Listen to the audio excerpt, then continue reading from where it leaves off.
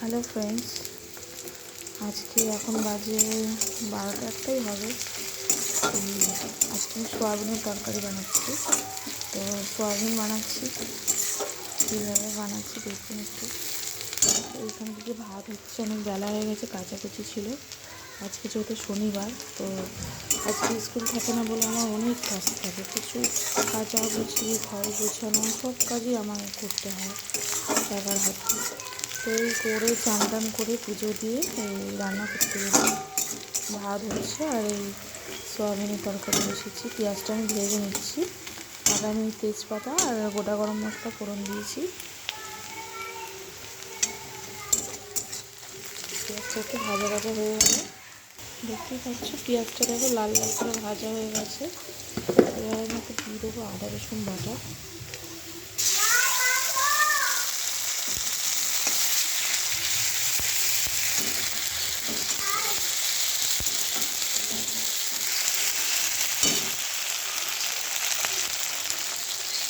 আদা রসুন বাটা দিয়ে না প্রচুর খেয়েছি, হ্যাঁ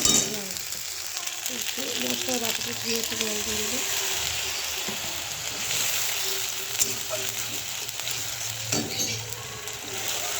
তো আমি দিয়ে দেবো কেটে রাখা টমেটো একটু।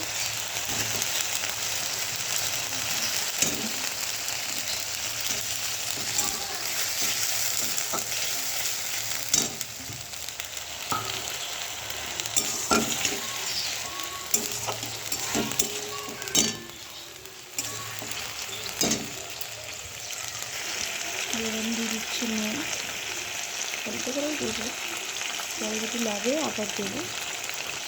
দিয়ে দেবেন একটু হলুদ গুঁড়ো,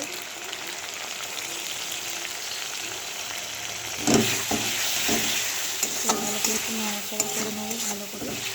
একটু হয়ে গেল কষা হবে।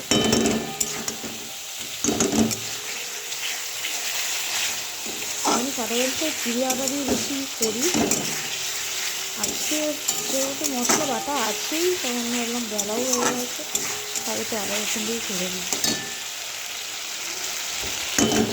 মশলাটা ভালো করে কষা দিচ্ছে একটু, দেখুন আবার ভাজা হয়ে যাচ্ছে। আমি দিচ্ছি একটু লঙ্কার গুঁড়ো, অল্প করেই দেবো, আমার ছেলে আবার চিল্লাবে না। একটু জিরে গুঁড়ো অল্প করেই দিচ্ছি। আপনারা আপনাদের স্বাদ মতন দেবেন, বা চাইবেন জিরে গুঁড়োটা নাও দিতে পারো, কাঁচা লঙ্কা দিয়েও করতে পারো। আমি একটু গুঁড়ো লঙ্কা না দিলে আমার ভালো লাগে না, আমি একটু গুঁড়ো লঙ্কা দিয়েছি। আপনারা তাহলে তাকে স্কিপ করতে পারেন। দিয়ে দিচ্ছি একটু জল মশলাতে,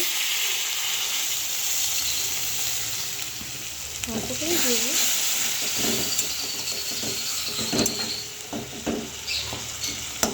টমেটোগুলো একটু ছেটে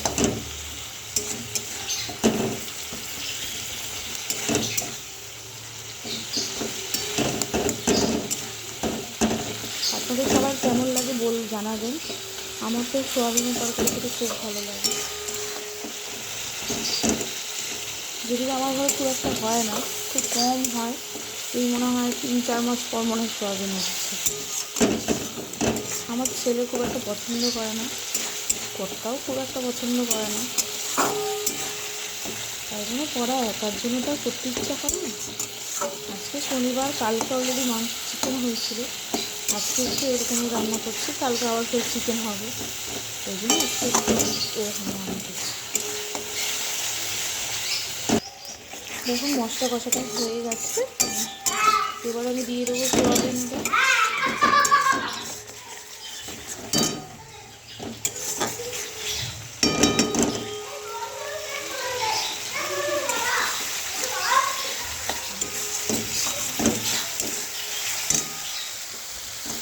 এবার আমি দিয়ে দেবো সোয়াবিনটা।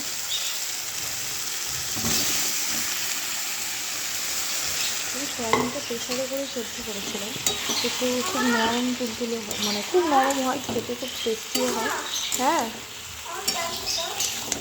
নিচে আছে।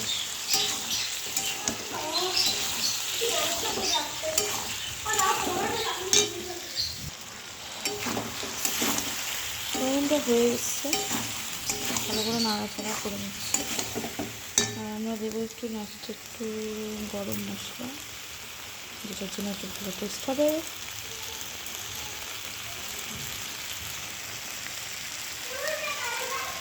আপনারা দিলে শাহি গরম মশলাটাই দেবেন, ওটাই বেশি ভালো।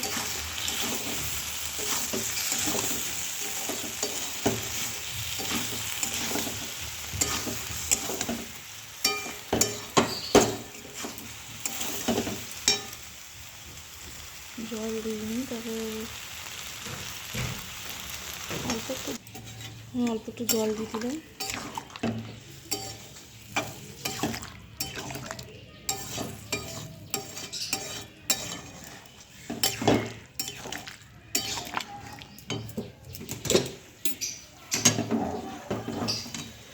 একটু ফুটে গেলেই, বেশি ঝোল রাখবো না, একটু ফুটে গেলেই ঘি দিয়ে দেবো, হয়ে যাবে। ঘি হয়ে গেল সোয়াবিনের তরকারি। এই হচ্ছে আজকে সোয়াবিন। রান্নাটা কেমন লাগলো জানাবেন। আর কে কে সোয়াবিন খেতে ভালোবাসেন সেটাও জানাবেন। টাটা।